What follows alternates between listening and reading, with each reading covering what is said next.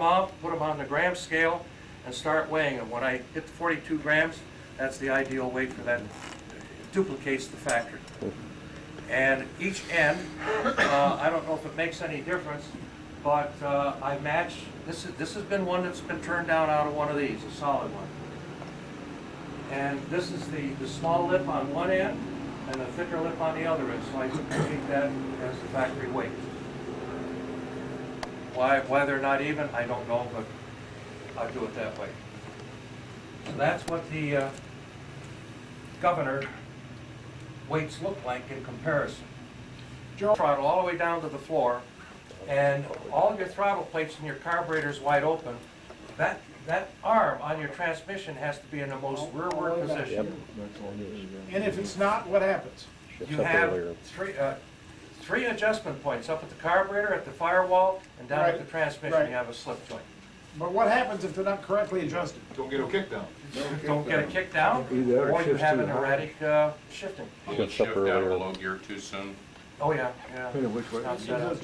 Yeah, it'll go 1, 2, 3. Boom. It'll shift up too soon. 18 miles an hour, and you're in high gear. So it's just an adjustment? It's an adjustment. Governor valve body is very important. And when it goes in, you have open end sealing rings. The openings on those sealing rings have to be 180 degrees apart. When this governor goes back on, one of the things that it specifies in a supplemental bulletin is that the bolts for your rear pump have to be loose. Have to be loose. Because this is riding on the shaft. And as you engage this, and you have to be very careful of these rings, because you can break them. If you don't have them perfectly centered on that housing, you're going to break a ring. I've done it. I've learned the hard way. Just outside of Ann Arbor, his name was Don Cloke, C-L-O-K-E. Talking to Don, he was retired at that time, and he had a little shop, and he did transmission work. I said, So I questioned him, he questioned me, and found out that he was the head instructor for AMCO transmission technicians. Every technician that went through the AMCO shops was taught by him. He's still alive. No, he's not. You know, those old things? Yeah. He said, well, bring one over. So I brought one over. And during the course of talking and so on and so forth, he was under the impression, like all the technicians at these transmission shops, that a 300 transmission is exactly the same as a New Yorker, Imperial, Dodge, and Plymouth. But then when I showed him and explained him what the differences were, he says, oh my, these are a little bit different, aren't they? Anyhow, so he started giving me an education. And he was brutal, actually. Take it apart and lay everything out. And he checked over everything. He says, what do you see wrong? What do I see wrong? I'm looking at some bad stuff, apparently, you know. And so then he says, all right. He says, we'll kind of clean things up. And he says, we'll go all back together again. Okay, fine. So I'm working with him. He's telling, don't do that, do this, don't do that, don't. Get away from it, let me do it. And then, now this is over an 8-hour period at his house. And that transmission was taken apart and put together 3 times. And then I says, you know, I'm getting kind of hungry. He said, well, I'm not going to feed you. So I go home, and 9:30 the next morning, phone rings. He said, where the hell are you? He says, you're supposed to be over here at the shop. And I said, oh, really? Yeah. All right, get over there. So went through the same procedure. Exactly the same thing. Until I knew what everything was by name. Then it got to be 3 o'clock in the afternoon. I says, Don, I says, I got to go home. My back is killing me. Standing over this bench and doing all of this. fine, go ahead, kid. That was a while ago.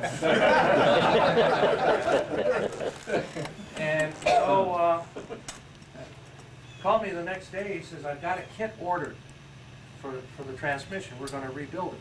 We're gonna go right through it, everything. And in his shop there, he had a hot tank, and he had a glass beater, and you know, just like a regular transmission shop would do.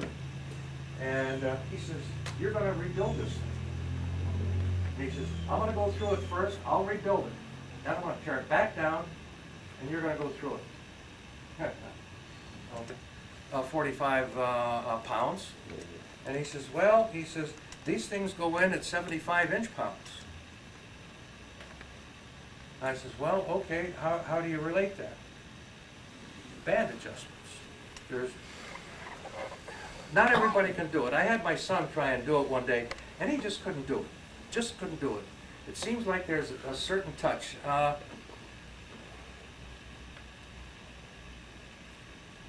You know how sometimes you want to scratch your butt? You know? Go ahead, You know, George. you do it, nobody's looking. Except for the young lady over There's one little- So good, you know. That's the touch. I don't know how else to explain it. That's how you yourself, George. Well, John, all I can say is, think about it.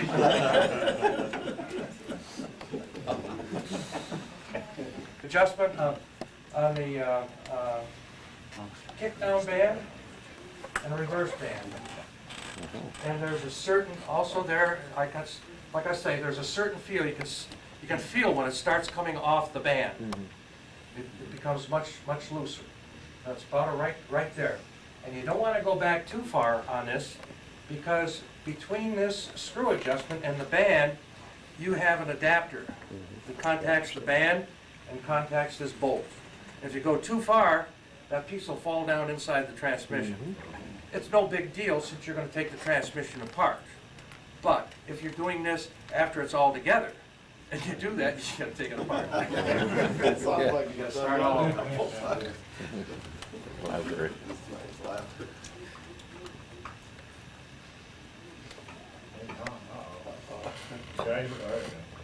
Now you notice how I was doing this. I put my leg up against the shaft as I'm pulling this off so that I don't pull the whole inside of the transmission out Like we did. and start screwing things up. Yeah, that's right. It's all Well, his then it fault. clutch the springs and the roller and will fall out. Oh, yeah, thrust washer. Now this is also an interesting thing, kind of unique. Remember that? This is a that? 4-prong bronze thrust washer. This came out in late '57. And this was due to the fact that in early tests and so on and so forth, that this housing here, this drum housing, which houses your planetary gear system, moves back and forth. When you're backing up, it goes forward. When you're driving forward, it goes to the back. So what it was doing was coming up against this housing here and chewing this all up and spreading aluminum all through the transmission. Then you had excessive play. And sometimes when you put this in a gear, you hear not a clump, but a thunk. And that's this whole drive assembly moving back and hitting this plate. So this was the best design that the engineers come up with, just a simple solution. When did Right that change? up against this housing. When did that change occur? Touch. Those could That's be- the way they come from the factory. Are those available? No, you can make them. You make them, Out yeah. of sheet metal, yeah. That's your I've done that. emergency brake cable. Well, Emergency Roger. brake cable attaches it to the pan bolt. Oh, okay. It's like window screen.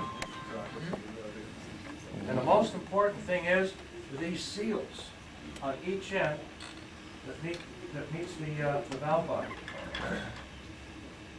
And if those seals aren't in there properly, you We're sucking air.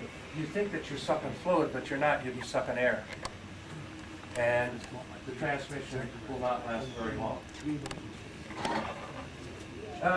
In your house,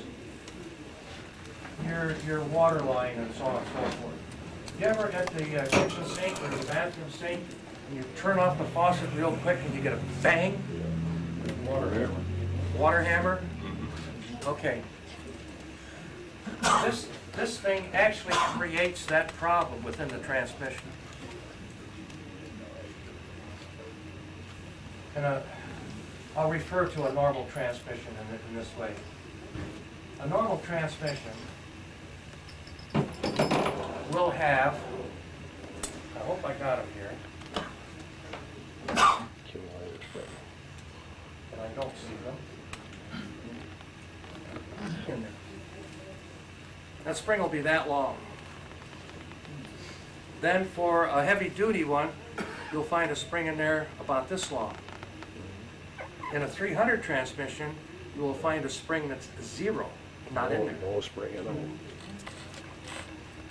This creates, without the spring, that hard wrap hydraulically within the transmission that actuates your servos, your valve bodies, and so on and so forth.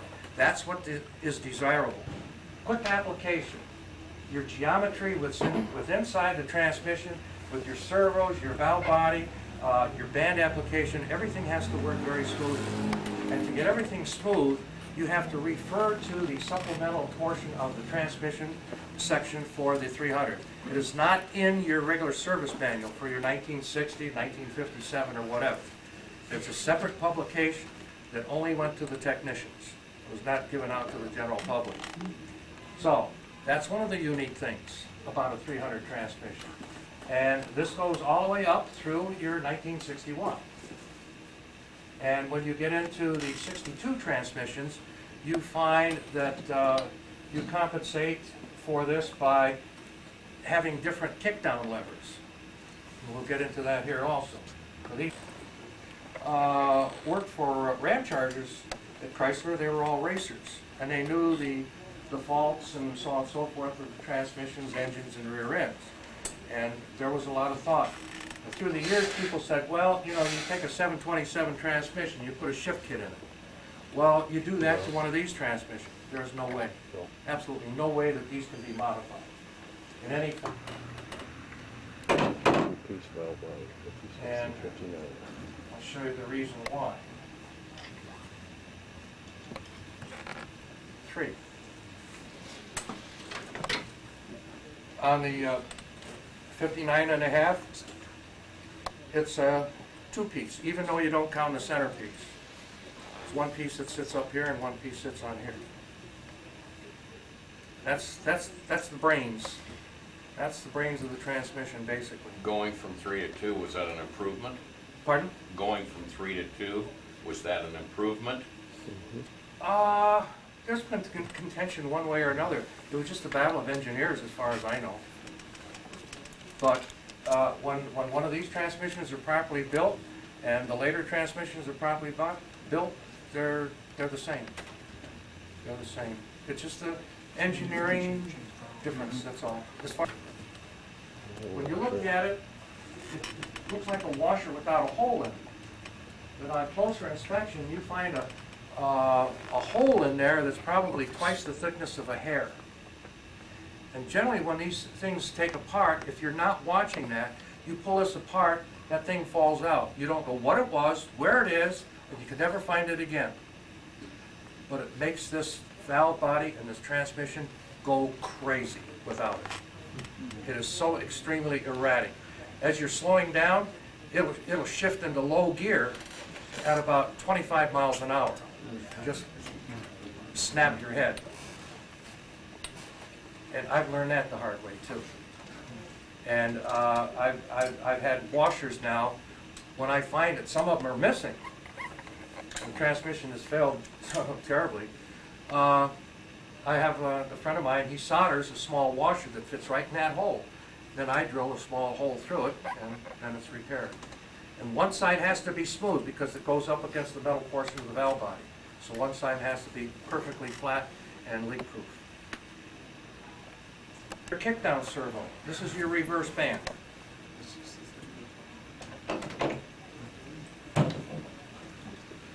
This is your reverse, this is your kickdown. you have to make sure that you don't break any of the rings. Because if you break either the bottom or the top ring, then you have tremendous leakage, hydraulic leakage inside the transmission. So that's very important. You take care when installing that back into the housing with the new rings. Spools that are very important. They have to work free and easy. There can be no binding on them whatsoever. And you also have to inspect each and every piece there to see that there's no pitting or any chips. Because these are the things that seal the hydraulic fluid as it's going through the passages in this valve body. You have to be very careful when you put this thing back in that you don't force it. It's like making love to a porcupine. You know, you've got to be very, very careful. Is that part 2 of the seminar? Okay, yeah. Right here on that bolt, I put a punch mark so that when I assemble this back in there, this hole lines up with that one. That is Table with the house, the one you got here.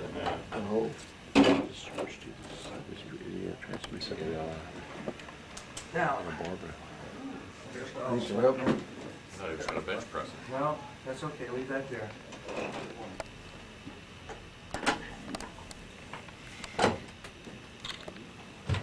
Well, that's your factory stand. That's how you work on it. Could be Yep. Doesn't look like much, does it?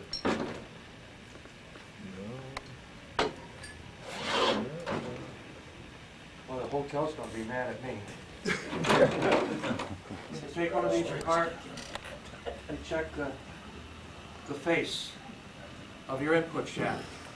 No burrs, no scratches. It's supposed to be nice and polished. This one here, before it was rebuilt, you can see dark spots on it. That meant that it had burnt clutches in there. This is your front clutch pack. Friction disc, steel disc, friction disc, 5 discs on a 300, 4 discs on all others.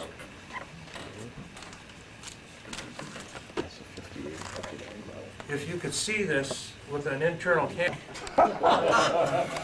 Is the power plate the same as the torque plate in that respect? Somewhat, yeah, yeah. Which wears on it. No, you don't automatically replace the bands. Because there's a lot of them that still have a lot of good material on them. And no burn spots. And when you get into a little bit, sometimes you start. Run that nut. Well, it doesn't want to do it. In 56s, they had an aluminum reaction shaft. When these go into the hot tank, that aluminum shaft has to come out. Because when it goes into the hot tank, that solution in there dissolves the aluminum. That material in there, even though it's steaming and it's very hot, all of a sudden it starts bubbling. All of a sudden you raise up what's in that tank and you see what's aluminum because it's eating that aluminum away. There's been a couple of times I forgot and left one of the pistons in there. 1957, 1958, 1959, 1960.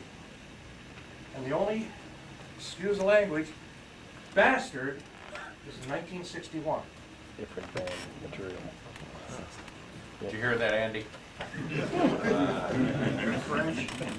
And what the difference is, Hard you see material on the band and the lining, soft. this is a 61 and this is pre-61. Look how thick the lining is on this compared to this. For a 61, Transco was infamous for doing that. I don't deal with Transco in any form or manner. They send me a lot, originally they sent me a lot of junk that I returned. But this is the band that you would get for your 61. Within 500-600 miles, it would burn the lining right off of that.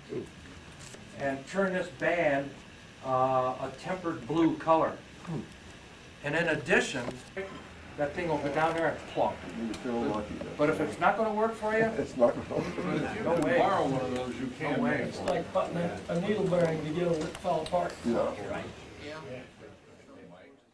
After a period of time, they will fail. So the kits aren't very expensive. Something, take it apart. What's the approximate cost of them, replace both of them? Well, I can't tell you right offhand, because usually when I go to those here, the only thing I can tell you, the arm here that applies the reverse band is very simple, straightforward. There's nothing different or unusual about any other torque-like transmission. In the 300 transmission, this kick-down lever is different than any other transmission. George, is it different than any four-barrel engine, the bigger Chrysler, like a New Yorker? Yes, It is. different. So there's 3 different ones available for the cast iron then, correct? Right.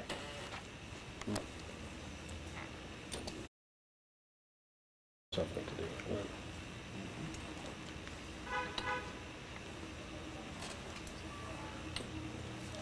Now, as you see, these things are lined up differently.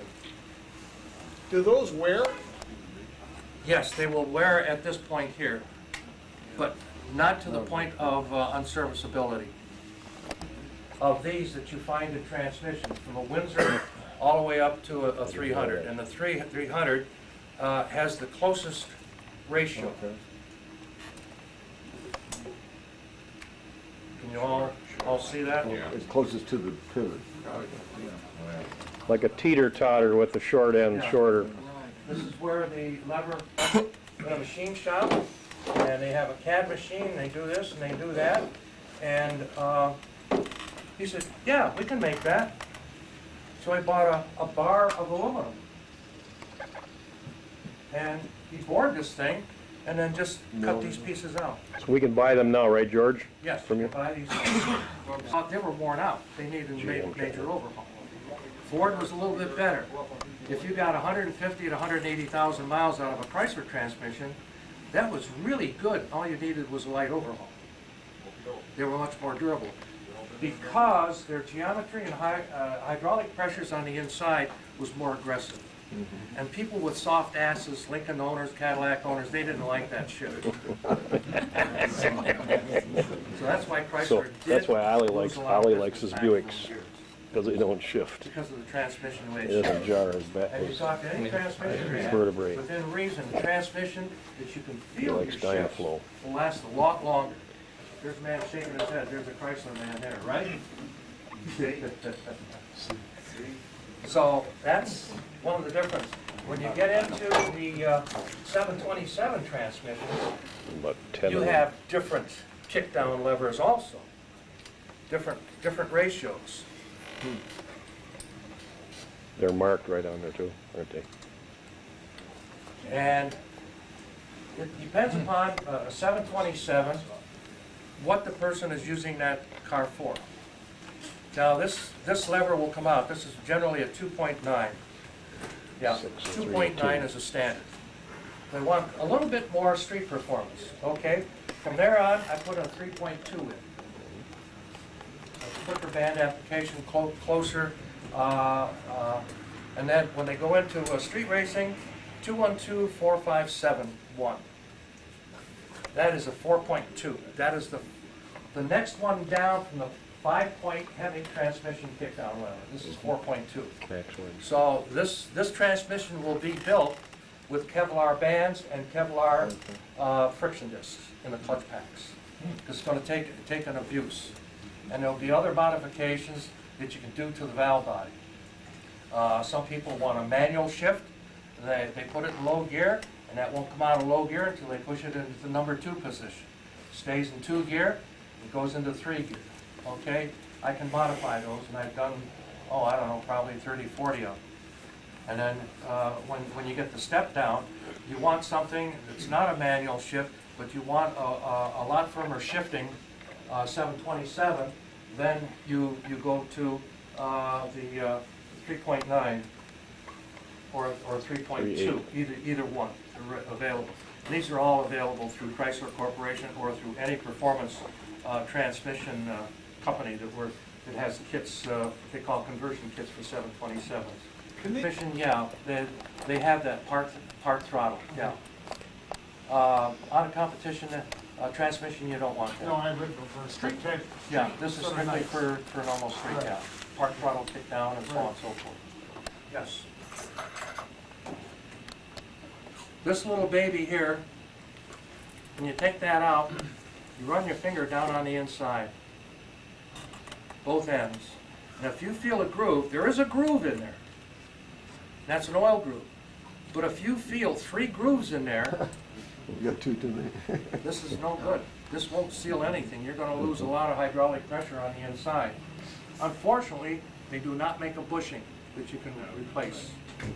So the shaft is perfect in every other way, but you really should not use it because you're going to lose a lot of excess In fluid. other words, if you got junk transmissions, take them apart, save this stuff if it's failed. That's right. Use it. That's Don't right. just throw it in the heat That's for weight. right. The reaction shaft too is a real big spot for wear. It's hard to, inside the reaction shaft, sealing the front clutch. And then this is another unique thing that came about through engineering. This is a thrust launcher. Now,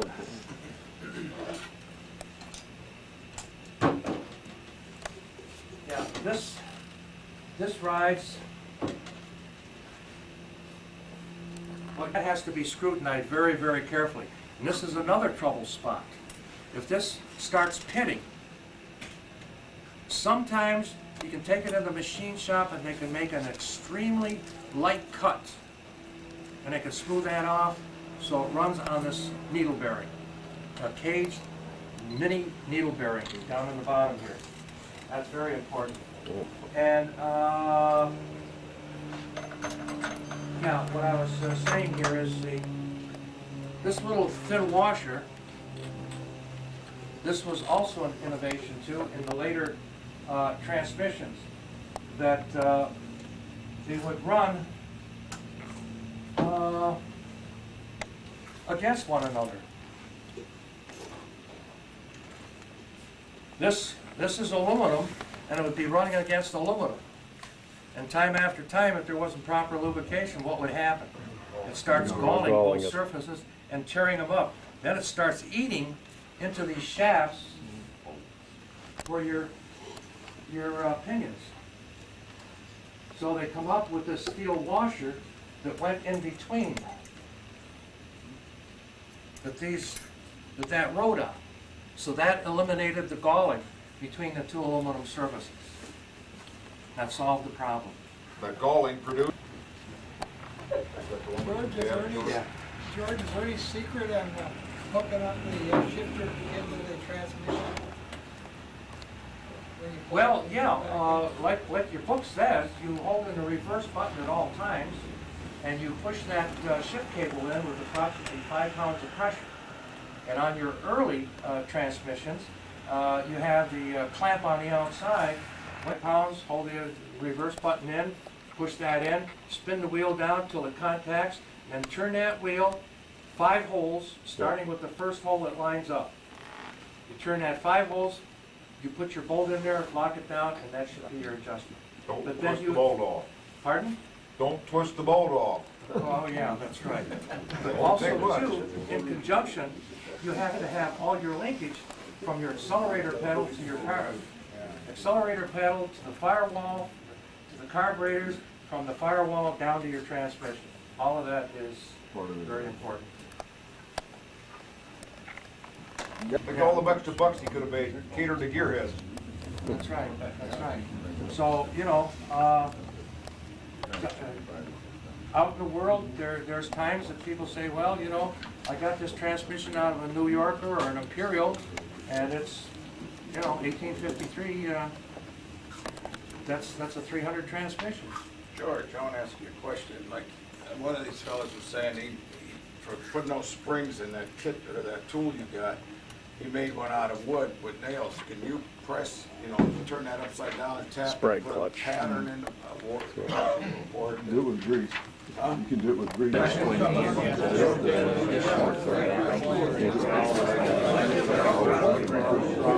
I saw that.